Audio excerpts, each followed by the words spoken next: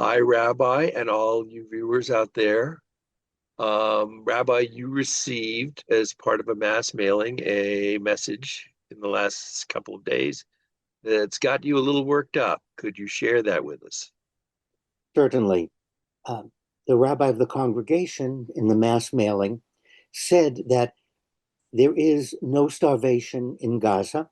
It's all made up by Hamas, and the clips we're watching are deep fakes and fake, and it's all propaganda, and there is no genocide, and everything's fine, and Israel is supplying plenty of food.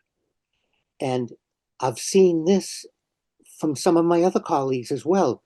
It's very, very upsetting because it flies in the face of all the news.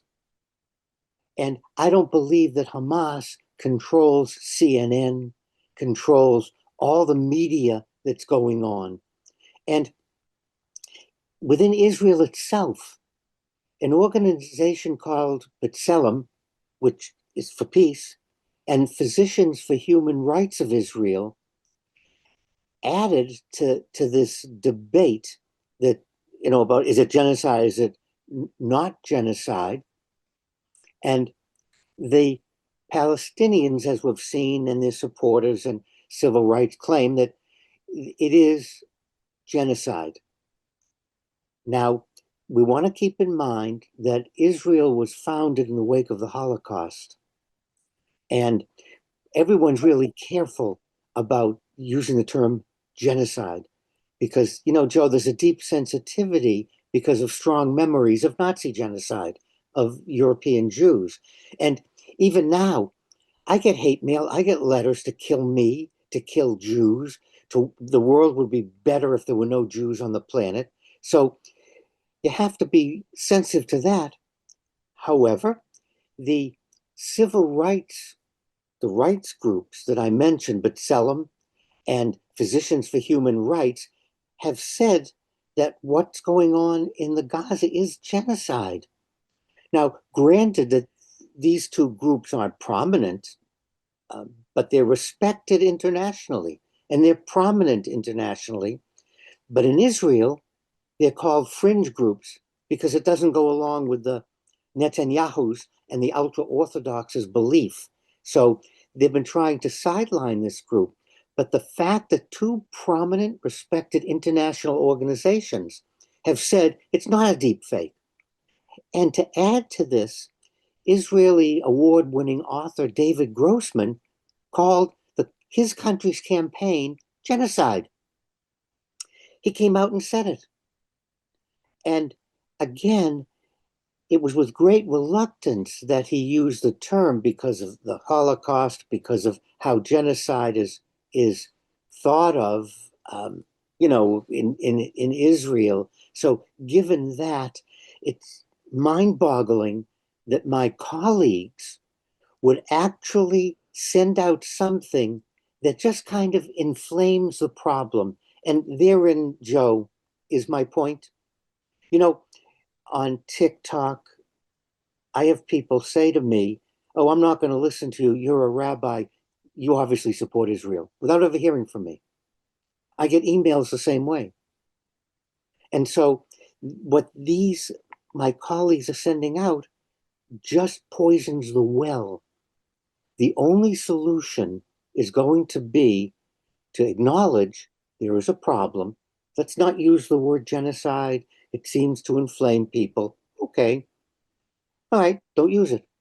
Let's just say not enough food is getting through. People are starving in the Gaza. How do we help the people? How do we solve this? And many Arab nations have already agreed that there's a problem. It's now time for everyone to join together, Joe, and address what's going on rather than the propaganda machine. And even if you don't believe that Israel's solely responsible, that this is somehow a PR manipulation by Hamas, you it's no longer possible to deny that Israel is participating in the destruction of the Gaza Strip, whether righteously or incorrectly.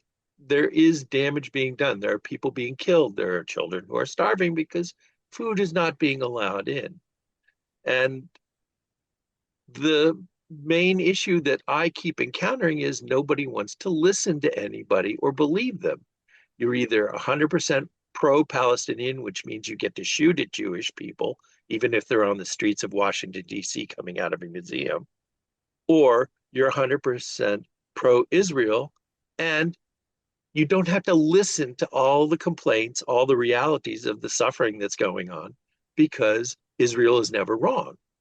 We have to start with understanding everybody's responsibility in all this and each doing what they can to stop it.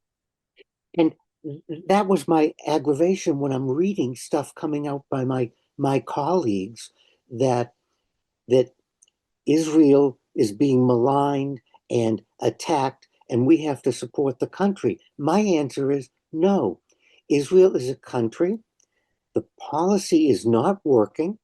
There is a problem. And it's time for my rabbinic colleagues who have pulpits, who have a voice, to turn and say to everyone, there is a problem in Gaza.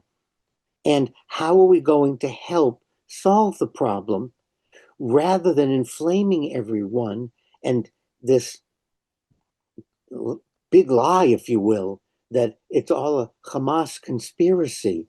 And I keep going back to Egypt and the Saudis and other Arab countries that have asked Hamas to lay down their arms and get out. So it's recognized. And now we've reached that cusp, Joe, where we have to look at each other and say, not a good idea, not a good policy. How do we correct this? And, I'm reminded as a therapist, one of the things we say to our patients is your rearview mirror is very small, but the windscreen is very big. Look ahead, don't keep looking at what was. And that's my advice to everyone involved in this. Let's just stop blaming. Let's stop looking in the rearview mirror and go, let's look in the windscreen. What right in front of us, people are starving and dying. Well, let's hope that our audience, small that it may be, still listens to you, Rabbi, and shares your wisdom with their friends and colleagues. And maybe things will start to step in the right direction. Thank you as always. And again, my battle cry, my plea for everyone about everything, don't dismiss someone because their religion, their skin color, their gender. Don't dismiss anyone and saying, well, obviously they'd be for or obviously they'd be against. Listen and then judge.